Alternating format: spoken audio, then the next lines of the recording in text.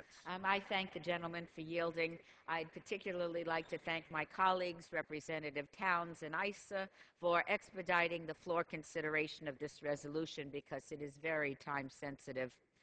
I'd also like to thank Mr. Wamp for his work on this resolution and for joining me as a lead co-sponsor. Mr. Speaker, I rise in strong support of House Resolution 790 and in support of the hundreds of thousands of men and women who served this nation in building and maintaining our nuclear defenses since World War II.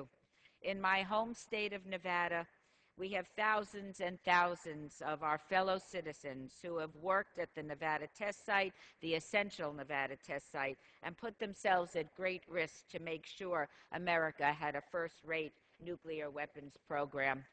From the nuclear scientists to the janitors to the secretaries and the drivers, these people devoted their lives in defense of their country, creating a nuclear weapons program for our nation's security and defense. And many were unwittingly exposed to beryllium and ionizing radiation and other toxic substances and hazards. Many of these extraordinary workers have since developed deadly diseases, mostly cancer, as a result of their work at the Nevada test site and other sites around the country, in Georgia and Kentucky, New Mexico, Ohio, and Texas, just to name a few.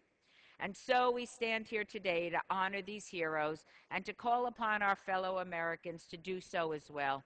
In my home state of Nevada, the Atomic Testing Museum on the grounds of the University of Nevada, Las Vegas, where my colleague, Congresswoman Dina Titus, taught and is an expert in this field.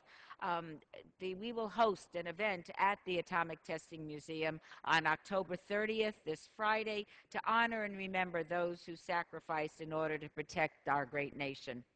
Whatever one may think of America's nuclear program, we can all agree on one thing: these workers deserve our thanks and our gratitude for their work and for their subsequent sacrifices. I thank them. I thank my colleagues once again for their support, and I urge my colleagues to vote strongly and resoundingly in favor of this resolution, and I yield back the balance of my time.